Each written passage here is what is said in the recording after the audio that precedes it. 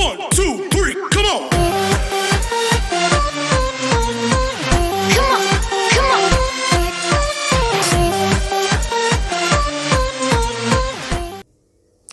Hello friends, welcome to career sure with Awadhesh. तो आज हम लेके आए हैं आपके लिए एक और वीडियो सिंपल इंटरेस्ट की। और जैसा कि आप जानते हैं सीजीएल नोटिफिकेशन आ चुका है। मई में एग्ज़ाम है, हमारे पास 5 महीने हैं। तो अब जी जान से जुट जाइए, तैयारी करिए ताकि आप मई में इस एग्ज़ाम को क्लियर करके गवर्नमेंट ऑफिसर बन सकें। तो स्टार्ट करते हैं आज की वीडियो।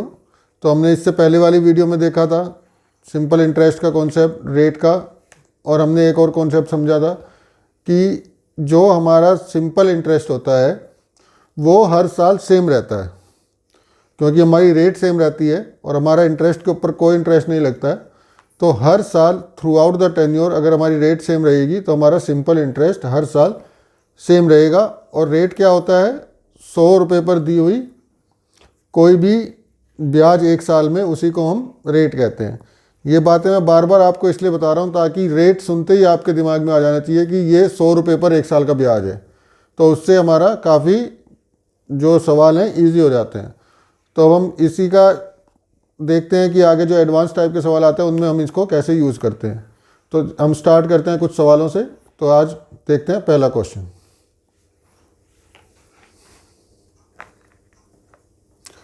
तो फ्रेंड्स, आज का पहला क्वेश्चन है, Amit got some amount of money from his father.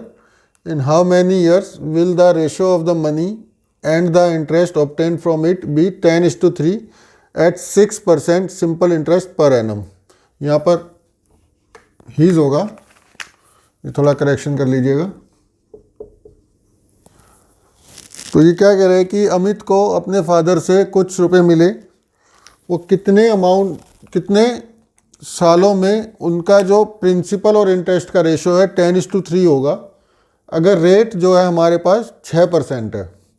अब देखिए, इससे पहले वाली वीडियो में जो हमने कॉन्सेप्ट मैंने आपको 2-3 बार बताया भी था और लगभग मैं उसको रिपीट करे ही जा रहा हूँ कि रेट क्या होता है। 100 रुपये पर मिलने वाले एक साल के ब्याज को रेट बोलते हैं और हर साल सिंपल इंटरेस्ट में ब्याज सेम रहता है। तो हमें जैसे ही ये दिख रहा है हमें कि 6% रेट है, तो इसका मतलब क्या है कि अगर हमारा प्रिंसिपल 100 है तो एक साल में हमें ये प्रिंसिपल है और ये इंटरेस्ट में कितना मिलेगा? 6। ठीक है। और ये सवाल में क्या बोल रहा है कि उसका जो प्रिंसिपल और इंटरेस्ट का रेशो है वो 10:3 है। मैंने आपको लास्ट वीडियो में बताया था सिंपल इंटरेस्ट में कुछ भी चेंज नहीं होता है। प्रिंसिपल भी थ्रू आउट सेम रहता है, इंटरेस्ट भी थ्रू आउट सेम रहता है और जो हमारा रेट है वो भी सेम रहता है। प्रिंसिपल को हमने यहाँ जब रेट के हिसाब से हमने देखा तो 100 लिया था। यहाँ अगर हम प्रिंसिपल को सेम कर लें, 100 कर लें, तो यहाँ पर इंटरेस्ट कितना हो जाएगा? 30। 10:3 का रेशो है। तो वो इनडायरेक्टली हमसे ये पूछ रहा है कि 100:30 का रेशो कब हो जाएगा अगर 6% का ब्याज है। तो यहाँ से हम देख रहे हैं कि जो 6 रुपये वो कमा रहा है वो 1 ईयर में कमा रहा है, उसको इंटरेस्ट मिल रहा है। तो 30 कितने में मिलेगा? ये मिलेगा 5 ईयर्स में। समझे? यही हमारा आंसर है। आप समझ गए होंगे, मैं एक बार रिपीट कर देता हूं। इसने हमें बोला था कि जो प्रिंसिपल और इंटरेस्ट का रेशो है वो 10:3 है, तो हमने उसको 100:30 कर लिया, कोई प्रॉब्लम नहीं है। क्योंकि हमारे पास रेट में जो हम हमेशा मानते हैं वो होता है कि 100 रुपये पर एक साल का ब्याज 6 रुपये है। मतलब वो अब क्या पूछ रहा है, सवाल सिर्फ वो इतना सा पूछ रहा है कि अगर वो 100 रुपये पर एक साल में 6 रुपये ब्याज कमाता है तो वो 30 रुपये कितने साल में कमाएगा। अब इससे आसान सवाल हो नहीं सकता कि एक साल में 6 कमा रहा है तो 30 कितने साल में कमाएगा? 5 साल में। यही हमारा आंसर है। ओके। तो फ्रेंड्स, नेक्स्ट क्वेश्चन है, one money lender lends ₹400 for 3 years to a person and lends ₹500 for 4 years to another person at same rate of simple interest. If altogether he receives ₹160, as interest what is the rate of interest per annum. क्या कह रहा है सवाल में कि एक money lender है, वो 400 रुपये किसी को देता है 3 साल के लिए और किसी और को 500 रुपये देता है 4 साल के लिए, और दोनों को मिलाकर आखिर में उसे 160 रुपये ब्याज मिलता है। तो हमें बताना है रेट ऑफ इंटरेस्ट क्या है। अब ये सवाल अगर आप इसको तरीके से करने लगेंगे, पहले इसका ब्याज निकालें 3 साल में इसको कितना में, या फिर उसका रेशो वगैरह निकालें, तो बहुत ही कॉम्प्लिकेटेड हो जाएगा और आप एग्ज़ाम में इसको छोड़ना पड़ जाएगा। लेकिन इसको हम एक छोटा सा कॉन्सेप्ट, मैंने लास्ट वीडियो में भी उसका हिंट दिया था, लेकिन अभी इसको मैं डिटेल में बता देता हूँ। मैंने इसीलिए रोका था उसको कि इसमें हम क्या यूज़ करते हैं। देखिए सिंपल इंटरेस्ट क्या होता है, जैसे मैंने बताया कि थ्रू आउट द टेन्योर आपका प्रिंसिपल भी सेम रहता है, टेन्योर जो भी हो आपका रेट सेम रहता है और आपका सिंपल इंटरेस्ट सेम रहता है। सपोज करिए अगर 5% रेट है तो हम क्या कहते हैं, 100 रुपये पर 1 साल में 5 ब्याज मिलेगा। और अगर 4 साल के लिए दिया है उन्होंने, 4 इयर्स का टर्म है, तो अगली बार भी 100 रुपये पर, ये फर्स्ट ईयर है हमारे पास, ये सेकंड ईयर है, 5 रुपये ब्याज मिलेगा। ये थर्ड ईयर है, इस पर भी 100 रुपये पर 5 रुपये ब्याज मिलेगा। और ये फोर्थ ईयर है, इसमें भी 100 रुपये पर 5 रुपये ब्याज मिलेगा। अब अगर हमारे पास इस तरह के सवाल आ जाते हैं तो हम क्या करते हैं, हम इन सबको ऐड कर देते हैं। हम इसका एक क्या निकाल सकते हैं कि अगर उसने 4 साल के लिए ये सब ना करके 1 साल का ही हम कैलकुलेशन करना चाहें तो कैसे करेंगे, 400 रुपये पर 20 रुपये ब्याज मिलेगा। अगर 100 रुपये 4 साल के लिए देने के बराबर है कि वो 400 रुपये 1 साल के लिए दे, ब्याज सेम रहेगा। 4 साल में उसको 20 रुपये ब्याज मिल रहा है, यहाँ पर उसको इन 1 ईयर अगर वो 400 रुपये 5% पर देता है तो उसको 20 रुपये ब्याज मिलेगा। बहुत ही सिंपल कॉन्सेप्ट है, आप समझ रहे होंगे कि 100 रुपये 4 साल तक 5% पर देने का मतलब है कि वो 400 रुपये 1 साल के लिए दे। ऐसे ही अगर 5 साल होता तो 500 रुपये 1 साल के लिए दे। तो जो ईयर्स को अगर हम प्रिंसिपल से मल्टीप्लाई कर देंगे तो वो हमारे पास 1 साल का प्रिंसिपल आ जाता है। देखिए इस वीडियो में हम इसको कैसे अप्लाई करते हैं। 400 रुपये ब्याज पर दिए गए कितने साल के लिए, 3 साल के लिए। तो मतलब क्या हो गया, 400 रुपये 3 साल मतलब 1200 रुपये ब्याज पर दिए गए 1 साल के लिए। इक्विवेलेंट मानते हैं हम, ये हम इमेजिनेशन है, इसको हम बोलते हैं गेम ऑफ इमेजिनेशन, कि हम कुछ भी सवाल को अपने हिसाब से सोचें। जो दिया हुआ है वो ठीक है, सवाल जो है वो देगा, सॉल्यूशन हमें सोचना है। तो हम जो इसका सॉल्यूशन है वो अपने हिसाब से सोचें कि 1200 रुपये 1 साल के लिए दिए, 500 रुपये 4 साल के लिए दिए, तो मतलब क्या हो गया इसका, 500 रुपये 4 साल के लिए दिए तो हो गया 2000 रुपये 1 साल के लिए दिए। अब ये देखिए सवाल सिर्फ कितना सा रह गया, इतना बड़ा सवाल, इस तरह के सॉल्यूशन को हटाकर सिर्फ ये कितना सा सवाल रह गया कि 3200 रुपये 1 साल के लिए ब्याज पर दिए, इंटरेस्ट कितना आया 160 रुपये। 3200 रुपये 1 साल के लिए ब्याज पर दिए, इंटरेस्ट कितना आया 160 रुपये। हमें रेट निकालनी है। सवाल हो गया इजी, समझ गए होंगे आप कैसे निकालते हैं रेट। हमने अभी तक क्या पढ़ा है, 100 रुपये पर 1 साल के ब्याज को रेट कहते हैं। टाइम 1 साल है, यहाँ 100 रुपये पर निकालना है तो 32 से दोनों तरफ डिवाइड कर दो, ये 100 आ गया और ये कितना आ गया 5। तो हमारा आंसर कितना आ गया 5%। हमारा जो रेट है वो 5% है। समझ गए। एक बार मैं दोबारा से आपको समझा देता हूँ। जितने टाइम के लिए हम सिंपल इंटरेस्ट पर प्रिंसिपल को लैंड करते हैं, अगर उससे हम मल्टीप्लाई कर दें तो हमारा 1 साल का इक्विवेलेंट प्रिंसिपल निकल जाता है। कि हम 4 साल तक वेट नहीं कर रहे, 100 रुपये दे के 4 साल में हम 20 रुपये ब्याज कमाएं, उससे अच्छा है हम 400 रुपये 1 साल के लिए दें और 20 रुपये ब्याज कमा लें, ये 1 साल में आ जाएगा। इंटरेस्ट सेम रहता है, रेट सेम रहेगी, प्रिंसिपल मल्टीप्लाई हो जाएगा।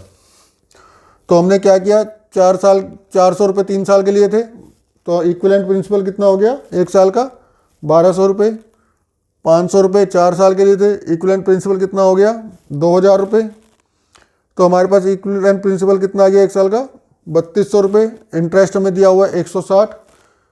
अगर हमें इतना मिल गया तो हमें बस 100 रुपये पर ब्याज निकालना है, 32 से डिवाइड कर दिया तो हमारे पास आ गया 5%। तो हमारी रेट कितनी होगी 5%। ओके, तो फ्रेंड्स नेक्स्ट क्वेश्चन है, Mohan lent some amount at 9% SI and an equal amount of money at 10% SI, each for 2 years. If his total interest was rupees 760, what amount was lent in each case? ये क्या कह रहा है कि मोहन ने कुछ amount 9% simple interest पर दिया और इक्वल अमाउंट 10% सिंपल इंटरेस्ट पर दिया 2 साल के लिए, दोनों का टाइम भी उसने सेम कर दिया है।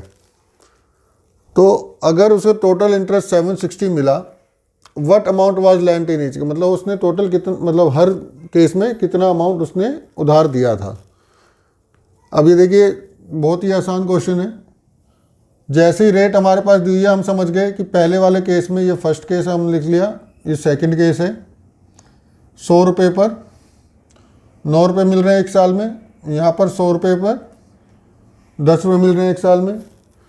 कितने टाइम के लिए दिया है 2 साल के लिए। तो हमें पहले केस में कितना इंटरेस्ट मिलेगा 2 ईयर पे। अगर हम यहाँ पर 2 ईयर लिख लें तो पहले साल 9 मिल गया, फिर 9 मिलेगा क्योंकि हमारा सिंपल इंटरेस्ट सेम रहता है। तो 2 साल में 18 हो जाएगा। यहाँ पर 2 ईयर में कितना हो जाएगा 20। तो अब हमने ये 2 उधार दिया पैसा और ये 2 हमें इंटरेस्ट मिले, तो टोटल इंटरेस्ट हमें कितना मिल गया 38। लेकिन इस 38 की वैल्यू हमें कितनी दी हुई है 760। ये 38 की वैल्यू हमें दी हुई है 760। तो 1 की वैल्यू कितनी हो जाएगी 760 अपॉन 38 इज इक्वल टू 20। हमें वैल्यू कितने की निकालनी है 100 की। तो बहुत ही आसान है, 2 जीरो इधर लगा दिए और 2 जीरो इधर लगा दिए, तो 100 की वैल्यू हमारे पास आ गई 2000 रुपये। ये हमारा आंसर है कि दोनों ही केस में 2-2000 रुपये उसने उधार दिए। अगर हमसे पूछता कि टोटल अमाउंट कितना है तो दोनों को ऐड कर देते, 400 रुपये उसको मिल जाते, मतलब ये 200 जाता तो 4000 हो जाता। बस यही हमारा सिंपल सा आंसर आ गया। तो आप देख रहे हैं दोस्तों, जो हमने कॉन्सेप्ट बताया कि जो रेट होती है वो 100 रुपये पर 1 साल का ब्याज होता है और सिंपल इंटरेस्ट हमेशा कांस्टेंट रहता है। उससे हम सवालों को कितना इजी और शॉर्ट कर सकते हैं। अब ये क्वेश्चन है दोस्तों, ये कह रहा है कि a money lender finds that due to fall in the annual rate of interest from 8% to 7.34%, his yearly income diminishes by ₹61.50, his capital is what. मतलब कि एक मनी लेंडर है, वो ये देख रहा है कि अगर वो रेट ऑफ इंटरेस्ट 8% से घटाकर 7.34% मतलब 7.3/4% कर देता है, तो उसका जो लॉस हो रहा है वो 61 रुपये 50 पैसे हो रहा है। तो उसका टोटल कैपिटल कितना, मतलब उसने कितना उधार दिया हुआ है। अब देखिए इसमें रेट चेंज हो रहा है, तो हमने अभी जो भी पढ़ा है हम वही कॉन्सेप्ट यूज़ करेंगे कि 100 रुपये पर 1 साल के ब्याज को रेट कहते हैं। पहले अगर उसके पास 100 रुपये हैं तो उसको ब्याज कितना मिल रहा है 8 रुपये। अब अगर उसके पास 100 रुपये हैं तो उसको ब्याज कितना मिल रहा है 7.3/4%। ठीक है, तो इसको कितना लॉस हो रहा है 1/4 का। ठीक है, और ये 1/4 हमें कितना दिया हुआ है 1/4 हमें दिया हुआ है 61.50। तो ये कितना हो जाएगा 1 की वैल्यू हो जाएगी हमारे पास, इधर ले आके मल्टीप्लाई होगा तो 2, 4, 6। हमें किसकी वैल्यू निकालनी है 100 की। तो इधर 100 में 2 जीरो इधर लगाया, 2 जीरो इधर लगाया, आंसर आ गया। कि 100, तो हमारे पास कितना कैपिटल था 24,600। एक बार मैं फिर से समझाता हूँ आपको, इसमें थोड़ा कन्फ्यूज़न मत रखिएगा बिल्कुल भी। हमने जो भी कॉन्सेप्ट पढ़ा है, मैं आपसे पहले बताया था कि एक जो बेसिक कॉन्सेप्ट मैं बताऊंगा उसी को लेकर हर सवाल में चलेंगे। 100 रुपये पर 1 साल के ब्याज को हम रेट कहते हैं। वो देख रहे हैं कि पहले वो 8% पर देता था, तो वो 100 रुपये पर 8 रुपये कमाता था पहले। रेट कम हो गया, 3/4% देगा तो वो इतने पैसे कमाएगा। कितनी उसको लॉस हो रहा है 1/4 का। ये 1/4 कहाँ से आया, अगर कुछ लोग सोच रहे हो तो 8 - 7 3/4%। तो इसको जब हम करेंगे ये 1/4 आ जाएगा, क्योंकि इसको हम ऐसे लिख सकते हैं 8 - 7 - 3/4। ये जब हम नंबर सिस्टम करेंगे तब आपको बहुत अच्छे से मैं समझाऊंगा कि हम कैसे लिखते हैं। तो 1 - 3/4 ये हो जाता है 1/4, क्योंकि जो मिक्स्ड फ्रैक्शन होता है 7 3/4, इसको हम लिख सकते हैं 7 + 3/4। ये एक लिखने का तरीका होता है। जब ये माइनस करेंगे तो ये दोनों माइनस हो जाएंगे। तो इस तरीके से ये 1/4 आया। 1/4 की वैल्यू हमने देखा कि उसको 1/4 रुपये का नुकसान हो रहा है, मतलब उसको 25 पैसे का नुकसान हो रहा है। और उस 25 पैसे की वैल्यू हमें कितनी दी हुई है 61 रुपये 50 पैसे। तो हमने 1 रुपये की वैल्यू निकाल ली। 1 रुपये की वैल्यू इधर से 4 मल्टीप्लाई किया, 246 आया। हमें किसकी वैल्यू निकालनी है 100 की, तो 2 जीरो चिपका दिए, तो ये आ गया 24,600। देखिए ये अभी मैं आपको समझा रहा हूँ, कॉन्सेप्ट क्लियर कर रहा हूँ आपको। मैं ये चीज़ें आपके दिमाग में बिठाना चाहता हूँ, इसलिए बार बार बोल रहा हूँ, बार बार लिख रहा हूँ। एग्ज़ाम में आपको ये ना लिखने की ज़रूरत है ना कुछ। मैं इस कॉन्सेप्ट को उस लेवल तक आपके दिमाग में बिठाना चाहता हूँ कि आपको सवाल पढ़ते ही समझ आ जाए कि इसमें 25 पैसे का लॉस हो रहा है। 100 रुपये 25 पैसे का लॉस हो रहा है, तो 1 रुपये पर इसका 4 गुना हो जाएगा, 246 आ गया। 100 रुपये पर 2 जीरो लगा दिए, 24600। 5 से 7 सेकंड में ये सवाल सॉल्व हो जाएगा। ये आपको लिखने की भी ज़रूरत नहीं पड़ेगी। ये अभी हम कॉन्सेप्ट बिल्ड कर रहे हैं, आपको इन चीज़ों से फैमिलियर कराना है ताकि आप किसी चीज़ को कन्फ्यूज़न में जल्दबाजी में गलत ना कर दें। तो इसलिए इतना टाइम लग रहा है। ओके, तो फ्रेंड्स ये क्वेश्चन क्या कह रहा है, a man invest half of his capital at 10% per annum, 1/3 at 9% per annum and the rest at 12% per annum. The average interest per annum that he gets is, मतलब ये क्या पूछ रहा है कि एक आदमी है, वो अपने अमाउंट का हाफ जो है वो 10% पर एनम पर इन्वेस्ट करता है, 1/3 जो है वो 9% पर एनम पर इन्वेस्ट करता है, और जो बचा उसको 12% पर एनम पर इन्वेस्ट करता है। तो उसका जो एवरेज रेट ऑफ इंटरेस्ट है वो क्या है। अब देखिए इस सवाल को कैसे करते हैं। हम टोटल अमाउंट को मानते हैं 1, ये टोटल है हमारे पास। हमें दिया हुआ है फर्स्ट पार्ट कितना दिया हुआ है हाफ, सेकंड पार्ट दिया हुआ है 1/3। अब थर्ड पार्ट हमें नहीं पता है तो हम इसको निकालेंगे। इसमें से ये दोनों माइनस करेंगे, 1 - 1/2 - 1/3, एलसीएम 6, तो ये 6 - 3 - 2 अपॉन 6 1/6। तो ये हमारे पास 1/6 आ गया है। ओके, अब हमारे पास तीनों पार्ट का पोर्शन आ गया कि ये किस किस उसमें डिवाइड किए हैं। फर्स्ट पार्ट हाफ है, सेकंड पार्ट 1/3 है, और जो थर्ड पार्ट है वो 1/6 है। ओके, तो अब ये जो दिया है ये 10% पर दिया है, ये 9% पर दिया है, और ये 12% पर दिया है। ठीक है, तो अब हम एक प्रिंसिपल मानते हैं। हम इस तरह से प्रिंसिपल मानते हैं कि जो इन तीनों से डिवाइड हो सके, ताकि हमारे पास फ्रैक्शन ना आए, हमें कैलकुलेशन में आसानी रहे। 2, 3 और 6 का एलसीएम 6 है, तो हम इसका मल्टीपल मान लेते हैं। हम 300 भी मान सकते हैं। तो हम आसान करने के लिए क्या करते हैं, हम नॉर्मली इस प्रिंसिपल को 100 मानते हैं, तो हम 6 का मल्टीपल है तो हम 600 मान लेंगे। हमने प्रिंसिपल मान लिया 600। अब 600 अगर प्रिंसिपल है तो 10% के हिसाब से उसका इंटरेस्ट कितना आएगा, 60। ठीक है, 9% के हिसाब से, सॉरी यहाँ पर माय मिस्टेक, यहाँ पर हाफ दिया है तो यहाँ पर प्रिंसिपल कितना हो जाएगा जो लैंड दिया है, 300, ये 1/3 है तो 200 और ये 1/6 है तो 100। अब इंटरेस्ट कितना हो जाएगा, 10% से यहाँ पर 30, 9% से 18, 12% से 12। प्रिंसिपल टोटल हो गया 600, इंटरेस्ट टोटल कितना हो गया, 60। हम आसानी से पता लगा सकते हैं कि कितना हो गया ये, 60/600, 10%। तो ये हमारा आंसर आ गया। समझ गए आप?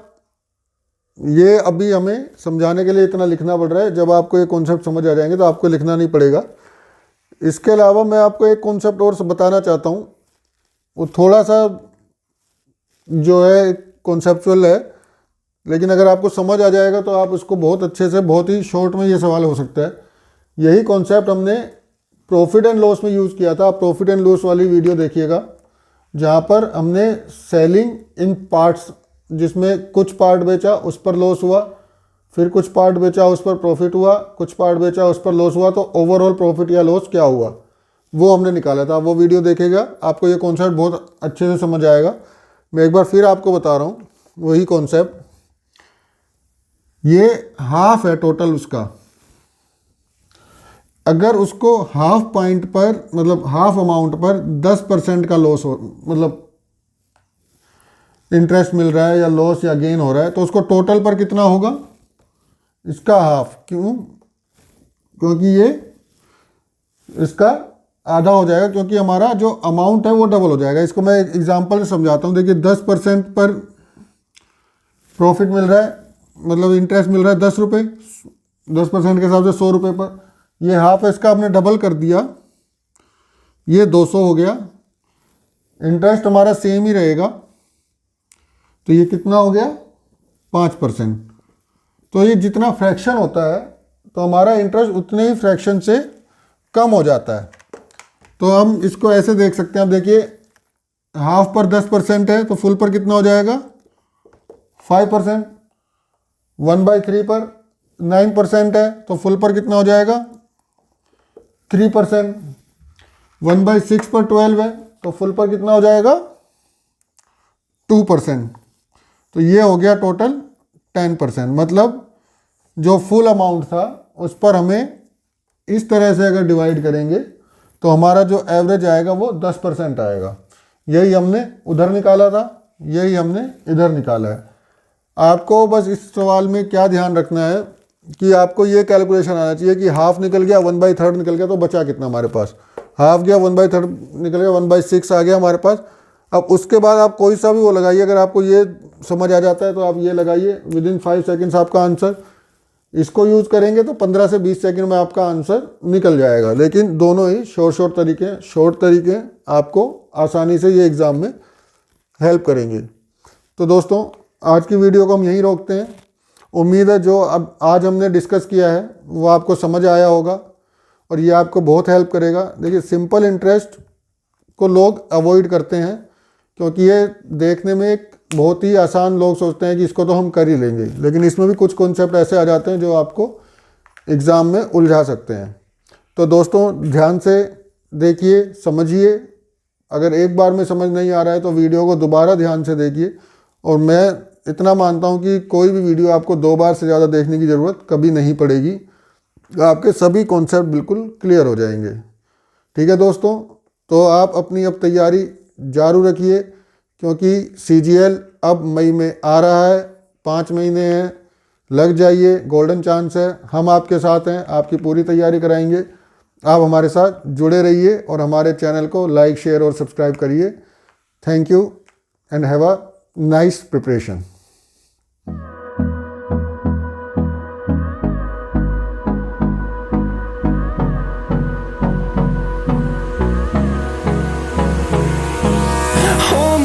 close till I get up. Time is barely on